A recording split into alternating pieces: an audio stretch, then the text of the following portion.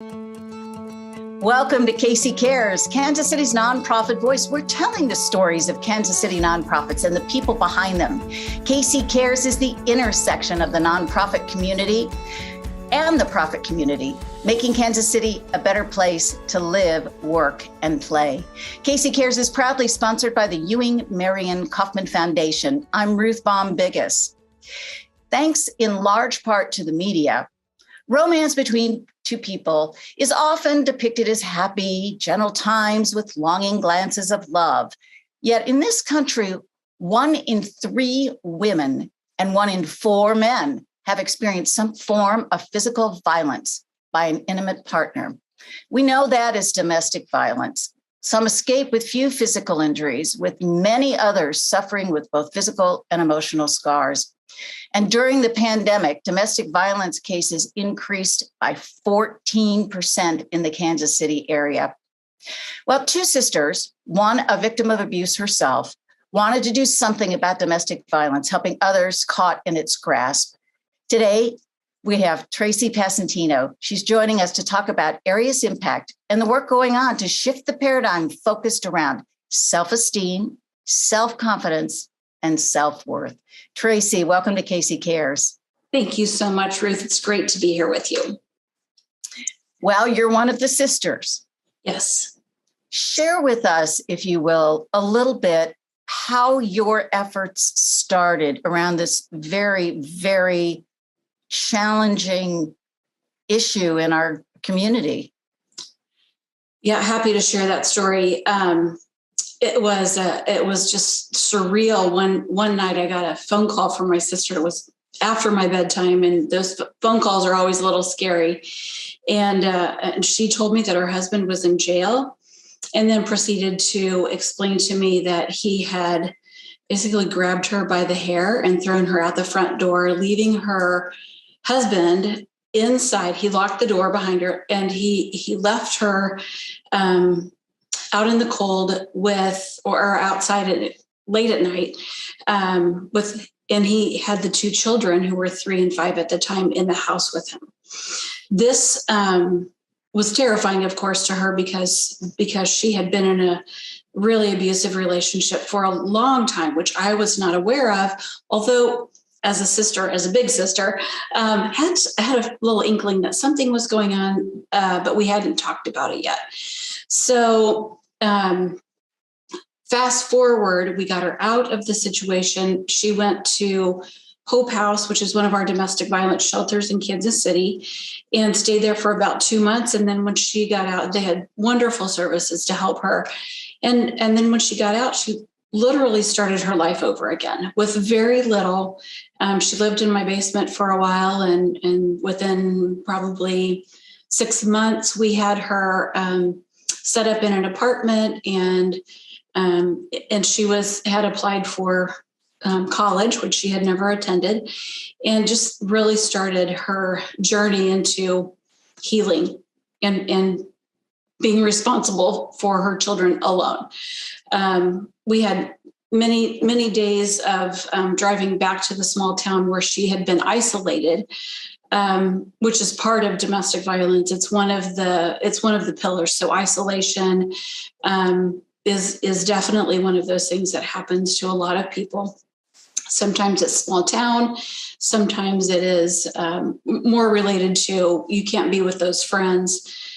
So lots of different ways that it comes out. But about 9 years after she left him, we had been talking about what we could do to potentially, help other people. We of course knew about the shelters, but we just weren't sure exactly how that was going to look. So we started thinking about it. Well, from being the big sister, who I know she called on you and so lucky you were there for her, to creating a nonprofit. Wow, that's a big, big journey. What was it that, hit you all that you could add to this conversation and community trying to help people who are confronted with domestic violence in their life? Well, it was an interesting journey for sure. So we started becoming friends with some of the kind of the executive directors or other people within some of the shelters, and started finding out a little bit more about what their needs were. And a lot of the frustration they had. So keep in mind, this was about 2012.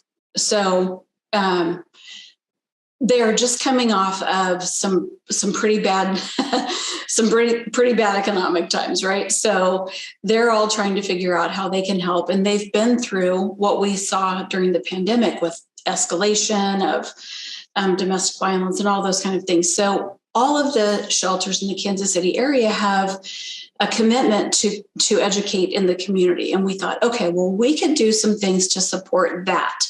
That would be a great way for us to start, because the impetus behind it all was about education.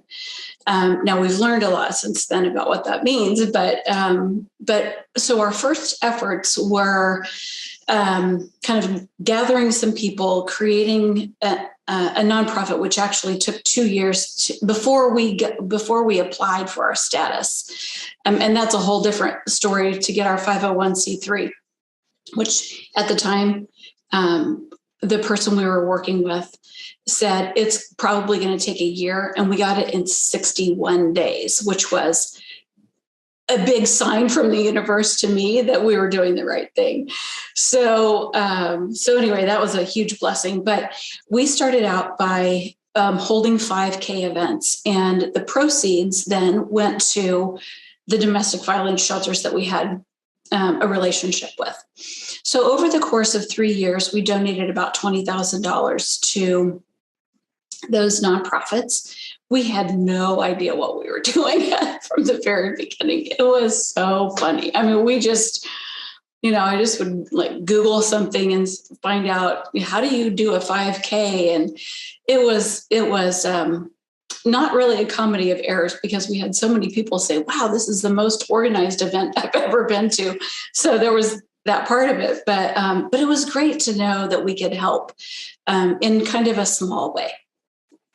So I laud you for doing that. I think you raise an issue that many nonprofits have faced, and some don't survive. It's just it really takes strength to even get through that process of becoming a nonprofit, yet you did it. Your passion was there, which is such an important thing. Now, you talk about how you've learned a lot and you've gone through transition. Can you take us a little bit through that and how that has slightly changed what you're doing and how you're helping in the domestic violence circle? You bet. As I said before, the primary word, I guess, we were using was education from the very beginning. And we still feel very passionate about that. And it's really a pillar for us. It is the pillar for us. So underneath the Aureus umbrella, we have something called the Infinite Worth Initiative, which is, as most nonprofits do, it's always being developed, right? So we're working hard to do things that will make a difference. So we went from the 5K arena helping everybody else. And I think I had a moment one day where I said, well, how are we ever going to do what we want to do if we're giving all of our money away? So we decided that we would kind of take a little step back and revamp a little bit and reorganize and just get ready for our next phase. And it's always been, I think, always in the kind of back of my mind, but yet in the forefront of the organization, always been about how we can get to children. How do we help kids understand what healthy relationships look like? And of course, we're not the only ones that care about that, but I think what we do is in a little different way. So we really started focusing on that. And so our board and our organization has been comprised only of volunteers from the very beginning. So when I said 2012, and here we are 10 years later, I did the math not too long ago, and I figured of all the hours that the board members and the two founders have done, we've probably put in about the equivalent of maybe a year and a half or 2 years of one full-time position. So the frustration has been the time it's taken. But again, I think the timing is not ours. I truly believe that at the end of everything, that this is a calling. And so the progression of the organization has been through the becoming and knowing what the calling looks like. And I hope that makes sense. It probably makes sense to a lot of people that are in the nonprofit world. So as we have developed, there have been little tidbits of things that we've done along the way. And one of the things is we created it's like a 1 hour hands-on workshop that is called, it was called Finding Confidence After Trauma, Drama, and Mama, meaning dramatic events, traumatic events, and authority figures who've made you feel in your lifetime somehow less than. Like, we've all had those experiences. They start young, we know that. But as adults, we need to heal from those as well, because we still are trying to have healthy relationships. So we've worked on it some, and the new name for it, our working name right now is Reignite Your Self-Worth. So again, as we have the course of time has taken us to understand what you said what kind of at the beginning is, we have self-esteem, we have self-confidence, and we have self-worth. And really, there are lots of definitions for those things. So we are truly focused on self-worth, which is where the name Aureus came from. And it's symbolic. Aureus is symbolic for you are born with value. You are intrinsically valuable when you're born. We continue to grow in value as human beings over the course of time. We forget. We forget because people have said things to us or have done things to us that break us down. So the whole point is, how do we get people back to closer to whole and understanding their intrinsic value, and that it's not what it looks like, because other people are so broken, they don't really know what they're doing. They don't know how they're impacting us, and they don't know what we've been through. So that something they may say or do might have an impact on us in a really profound way because of what we have been through. So when we use when we have a small group, usually it's a lunch and learn, what happens is we have people identify some events that have happened in their lives, and then we use cognitive reframing to help develop an understanding of what that event might have meant, that traumatic, dramatic, a mama kind of event, an authority figure event. And then we help on the other side of it by supporting from the reframing, we support some affirmation development so that they have a chance to heal from using affirmations on a daily basis. We're talking with Tracy Passantino, one of the co-founders of Aureus Impact. Thank you for hitting on the name change. Just out of curiosity, that's a hard thing to do. I know in your real life, you're out in the world of advertising, so you know about brand. You got to stick with the brand and all of that. Yet you all made that change. How was that? How was going through that? And do you feel you're on the quote other side of using that to identify your efforts for education? Boy, that is a good and loaded question. So thank you for it. We signed a contract to do a rebrand about 10 days before the pandemic hit. So we know that the pandemic was so tragic for so many people and has been.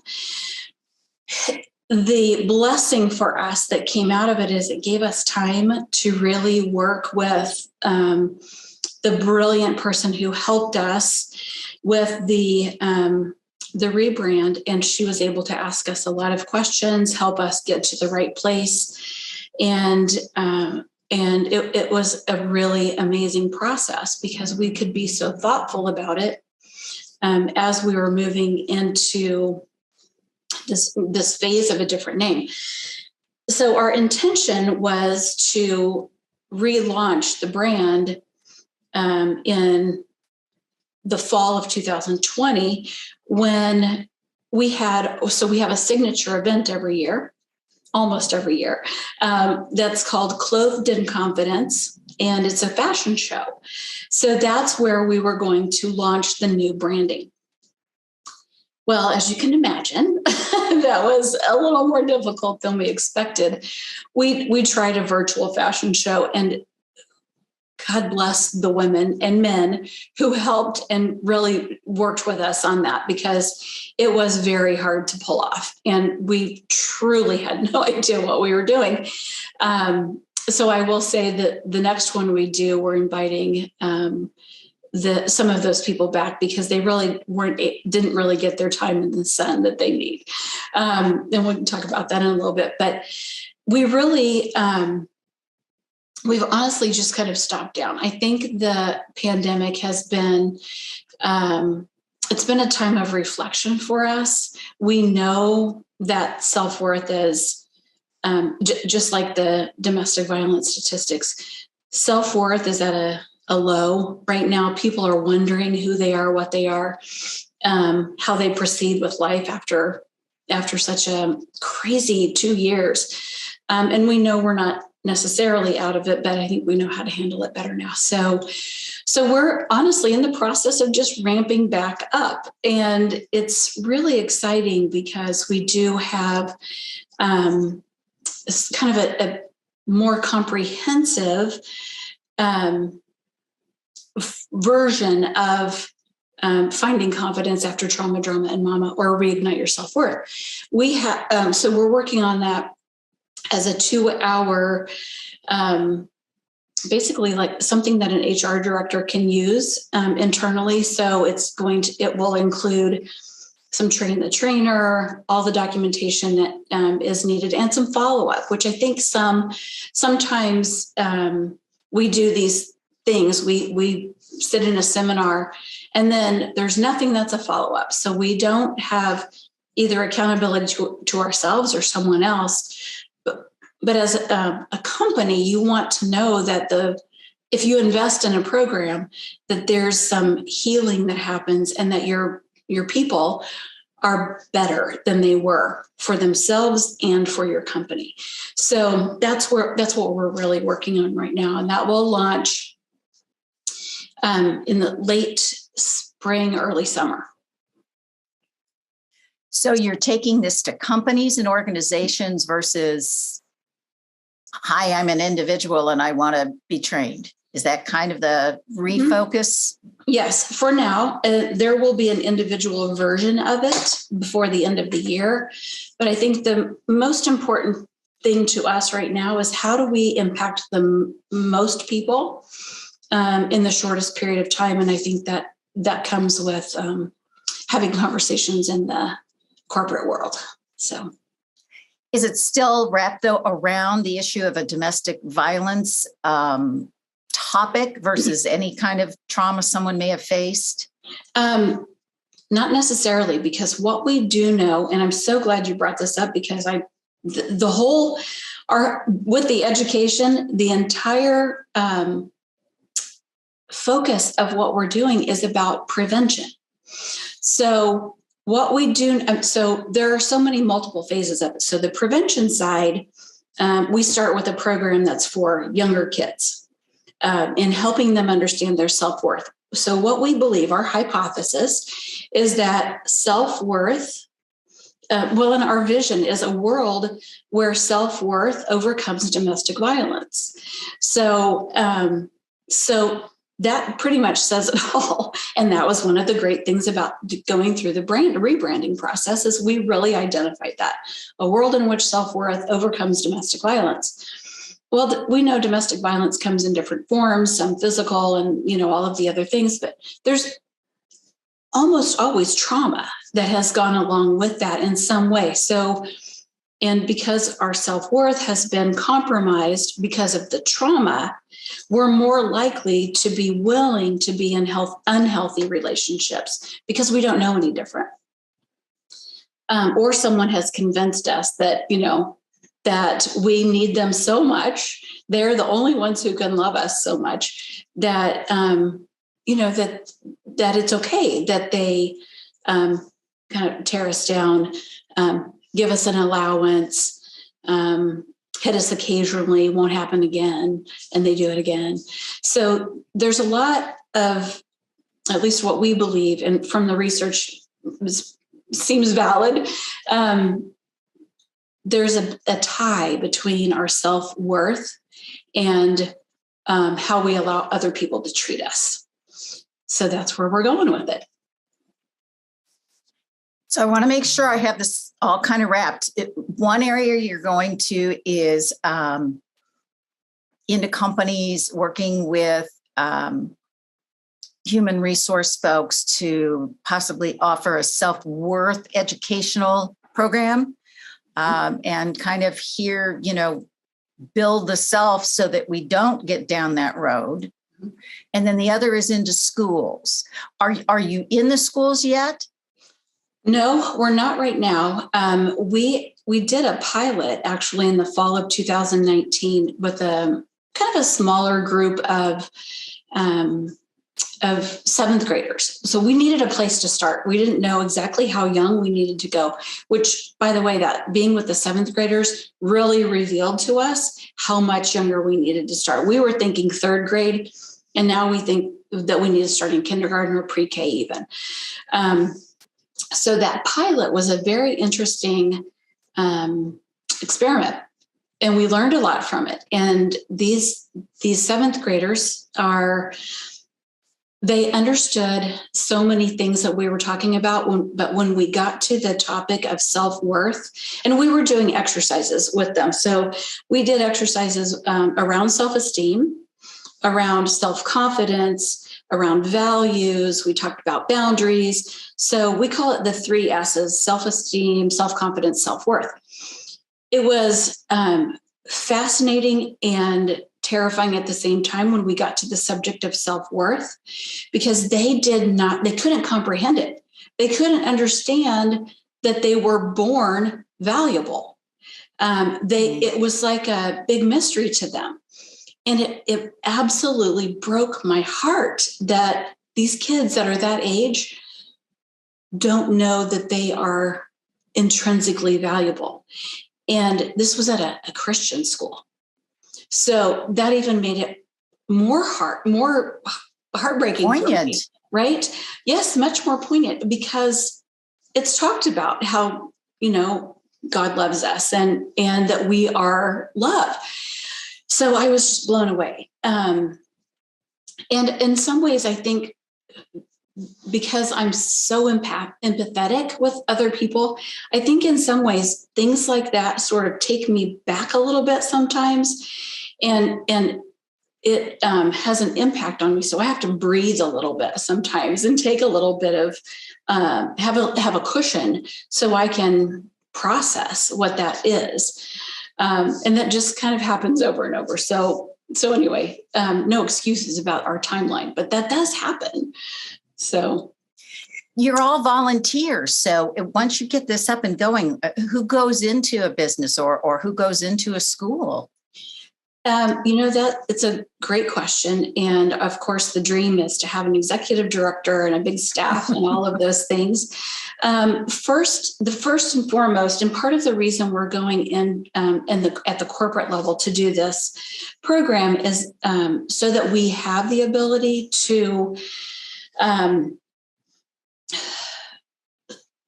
the first step with that is to do an actual pilot with with some of the companies in Kansas City. So my dream is to do 20-person groups and do that in 8 different companies. And by the end of this month, I'll be prepared to take that out. So if anybody needs or wants to do a trial, it's free, and we'll come in and make that happen. But once that happens, and once we understand and hone the program itself, and make sure we have all the materials that everybody needs to be able to execute this on their own, then we have a product that's sellable that can help fund the organization. As you know, nonprofits, it can be a challenge to raise the right kind of money. And our big fundraiser every year is our fashion show, which we did not do in 2021. So now we're in this place where, we're we just need to have those income streams. So, but it's exciting to be working on that part of it. So that's number one. Number 2 is that executive director. I cannot wait till the moment I can slide a piece of paper across a table to someone, have them sign it, and we have our first full-time paid employee. Because you all are balancing this with volunteers who, as we said earlier, have the passion, but have other things in their lives. In the few minutes left, I don't want to leave out the fact that you are doing your fashion show this year. Tell us just real quickly, who are the models and, how does it all work? Oh gosh, this is one of my favorite passion projects, I think, that we do. So we'll be doing it in the fall, likely in October, which is Domestic Violence Awareness Month. And we do a Sunday brunch. And our fashion show has 24 models. Every 4th model is a domestic violence survivor. So we don't have a typical runway where people walk, like multiple people are on the stage at the same time. So we do one at a time, 1, 2, 3. And then we have a video, about a 2-minute sort of the essence of the survivor's experience with domestic violence. It could be a lot longer. We do about 30 minutes of video to get to 2 minutes of kind of the essence of their story. And then that survivor comes out in all of his or her glory and in their amazing outfit, and they take the stage, and it's standing ovations and a lot of tears. So the stories are really, really impactful. They're very powerful. Again, you've moved that to the fall. Where is the best place for everybody to go to find out what you're doing, how you're doing it, how to help? So all of our handles everywhere are Aureus Impact, at Aureus Impact, or aureusimpact.org. So that's where people can go to just kind of get a feel for what's happening right now. Though the that event is not on our website yet. But it will be. Yes, it will be soon. Absolutely. How important has partnerships been for you and your organization? Gosh, there's nothing like it. So we have been blessed so many different ways, so many different times with these incredible partnerships. And we've had amazing people from the very beginning who've helped us find those partnerships. So through a partnership that one of our very first, really almost like a mentor to me, somebody who had been in the nonprofit world, really helped create some of the kind of basic documents that you need for a nonprofit. She introduced us to an organization that volunteers to help. And then that organization introduced us to Hush Blackwell, and they were the ones who did pro bono, did all of our paperwork for the 501c3 designation. And then when we changed our name, they did it again. So like that kind of thing, a brand new organization, you don't have $5,000 to do that work. Right. So it was instrumental in us being able to be recognized as a 501c3. So that's just one example. We have so many. I mean, there's just been organizations that have volunteered with us. We had a bank not too long ago they didn't have any volunteers, but they wanted to do a donation. So they sent us $1,000 check, and, things like that are just incredible, incredibly helpful. Are awesome. And what you're doing is so great. It's Aureus Impact. Check out the organization. Passionate about making a difference, self-esteem, self-worth, self-value. Thank you so much, Tracy, for taking the time to share your story. Sure. And we want to thank our audience always for tuning in. And thank you for joining us. KC Cares is the nonprofit voice. We're produced by Charitable Communications, and we're proudly sponsored by the Ewing Marion Kaufman Foundation. Now, if you'd like to be a guest like Tracy, or for underwriting opportunities to support what we're doing in the nonprofit community, please visit our website, kccaresonline.org, and spread the love. You can find us on Facebook and Twitter at KC Cares Radio, and on Instagram at KC Cares Online. Catch us Saturday mornings at 8 a.m. on ESPN 1510 a.m. and 94.5 FM. Thank you for joining us on KC Cares.